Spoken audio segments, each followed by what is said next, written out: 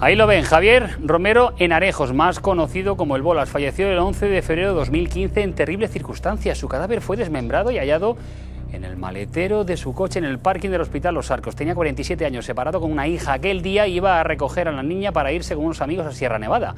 Pero antes debía solucionar un problema. Bueno, pues solucionar ese problema pudo originar quizá la muerte. Ya hay fecha para el juicio por esta muerte y por eso recordamos el caso. El cadáver, como decimos, fue encontrado gracias al seguimiento que se hizo de su móvil, que recibió llamadas hasta que se quedó sin batería. Así lo contábamos en 2019, cuando abordamos el caso que parecía iba a tener un final sin resolver. Javier pudo morir el mismo día de su desaparición, al menos así lo indicarían las señales de las antenas de telefonía que conectaban con su teléfono. La víctima salió de su domicilio en Alcantarilla con dirección la Costa de Orihuela el 11 de febrero por la mañana.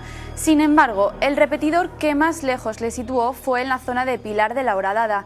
La siguiente ubicación le localizaría en las proximidades de Pozualedo, sobre las 3 menos 10 del mediodía de ese mismo día. Su móvil ya no se mueve de esa antena hasta el 19, cuando localizan su cuerpo. Como Javier era vecino de Alcantarilla, es ahí donde se pone la denuncia por su desaparición y la Policía Nacional quien sigue el rastro hasta dar con el cadáver el 19 de febrero de 2015. Estaban todos alrededor de un coche, que era un Audi así tipo ranchera, y bueno, y parece que se habían encontrado un cadáver y bueno, pues lo han abierto, han tardado un tiempo en abrirlo y cuando lo han abierto el maletero que estaba ahí, los policías se han hecho hacia atrás, han puesto ya las mascarillas, ha salido un olor muy fuerte porque el viento no lo ha traído. La cabeza y los brazos de Javier habían sido desmembrados e introducidos en una bolsa. Según el testimonio de un amigo, Javier, que al parecer podría dedicarse al narcotráfico de cocaína, tenía un problema muy gordo con un amigo y dijo que lo iba a solucionar justo el día de su desaparición. Al parecer, ese día había quedado con alguien para resolver un problema económico. Javier le confesó que esa persona se la había hecho muy gorda y que sabía que estaba muy mosqueado con él. Además, la policía encontró en otro coche de su propiedad más de 1 kilo de cocaína y más de 1 millón de euros. Una llamada anónima a la Policía Nacional el 28 de diciembre de 2015, 10 meses después del crimen, informó a la policía, como decimos, que Javier murió por una deuda y que en esa muerte intervino, según dijo la llamada, un vecino de San Pedro del Pinatar. Se referían a este hombre, Jesús Ángel, que aparecía en la agenda telefónica de Javier con el mote de El Chulín. Aquí lo vemos en una de las comparecencias de los juzgados de San Javier. Según la investigación, Javier le exigía un pago de 50.000 euros por 2 kilos de cocaína y presionaba a Jesús Ángel hasta el punto de que éste se sentía amenazado. En una de las conversaciones del acusado con su esposa, habla precisamente de esas presiones que venía sufriendo sobre la muerte de Javier. Dice que a las malas él le pega un tiro y se lo limpia para no darle el dinero, pero no dice que lo haya hecho. Esta es la crónica del registro que le hicieron en su detención.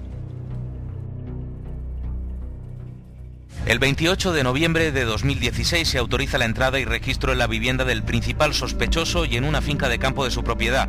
En una habitación del domicilio localizan más de 160.000 euros escondidos en un zócalo, además de una pistola semiautomática, 5 armas blancas y elementos que lo relacionarían con el tráfico ilícito de cocaína. En la finca de campo se intervino un machete y una bolsa de basura de las mismas características que la utilizada para guardar los miembros de la víctima, pero quizás lo más relevante fue lo que no se encontró, el único instrumento que faltaba en el panel de herramientas de la nave, una sierra. El caso fue provisionalmente archivado por asesinato, pero se le procesó por narcotráfico, blanqueo y tenencia ilícita de armas, en una causa aparte. La jueza que se encarga del caso ha decidido el sobreseimiento provisional y parcial del delito de asesinato porque entiende que esos indicios no son suficientes para avanzar en el procedimiento contra el investigado. Pues el archivo de la causa fue recurrido y se reabrió y finalmente Jesús Ángel, que siempre mantuvo su inocencia sobre la muerte de Javier, ha sido acusado de homicidio. Será juzgado, como decimos, en abril de 2022 y por eso hoy nos acompaña aquí el hombre que lo va a defender ante el jurado popular. Nos referimos al abogado, al letrado Eduardo Romera. Buenas noches y bienvenido. Muy buenas noches, Alejo. Buenas noches a todos. Bueno, la cuestión que nos trae hoy aquí nos lleva a un proceso judicial para abril. El 20 de octubre hay una vistilla para esa transformación. Pero las posturas, para que lo sepan la gente que nos ve ahora, es que la Fiscalía pide 15 años de prisión para tu patrocinado, para Jesús Ángel, y 5 meses por profanación de cadáver, porque cree que es el autor de estos hechos. La acusación particular, que representa a los padres de la víctima, 25 años. Sin embargo, usted, que representa a la defensa, afirma que no hay delito y no pide pena de prisión para él.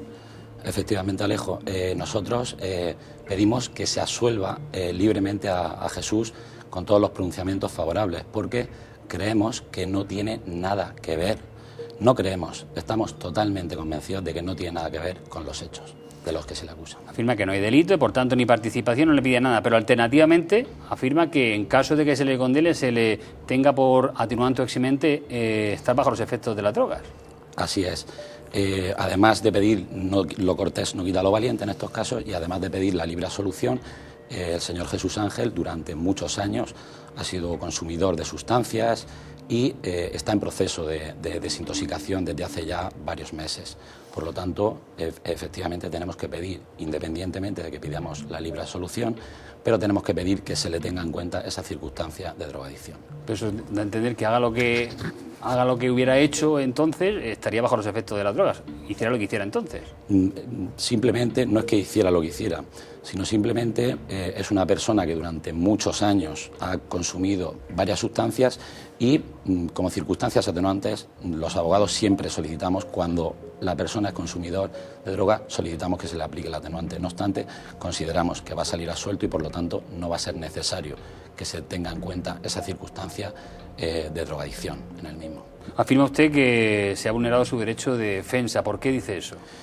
El derecho de defensa, para que nos entiendan los telespectadores, existen varios ámbitos en los que se puede enmarcar dicho derecho, pero en este caso lo que nosotros nos llama poderosamente la atención es que no se ha tratado igual a ambas partes, cuando la defensa siempre tiene que tener garantizado. ¿Y por qué digo esto, Alejo? Pues lo digo por una sencilla razón.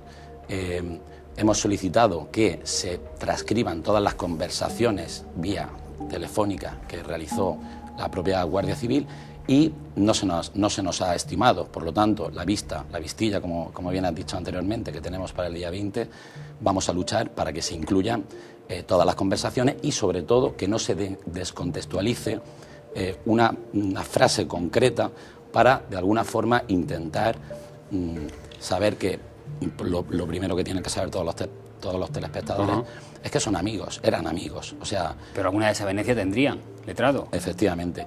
Pero desavenencias efectivamente había, como en cualquier relación pueden haber desavenencias, pero concretamente es muy importante que se aporten todas las conversaciones, porque igual que en un concreto momento hizo un comentario defectuoso, pero es cierto que si se aportan el resto de conversaciones, hay muchas conversaciones que salvaguardan el derecho de mi cliente y, por lo tanto, a nadie del jurado le cabría la menor duda de que es inocente. Jesús es inocente. Usted afirma que esas conversaciones, esos extractos, veíamos algunos ahí antes, han sido interpretados erróneamente por los investigadores y, por tanto, ahí es donde se habría vulnerado el derecho de defensa. Pero porque usted ha pedido las transcripciones y no se les han facilitado, porque eso no ha llegado a tiempo, porque se han extraviado. ¿Qué ha pasado? Nos han denegado la prueba porque consideró el juzgado de instrucción número 7 de San Javier que eran muchas transcripciones y que, por lo tanto, no se practicaba la prueba. Nosotros, como digo, vamos a defender hasta el último segundo de que se puedan incluir todas estas transcripciones, porque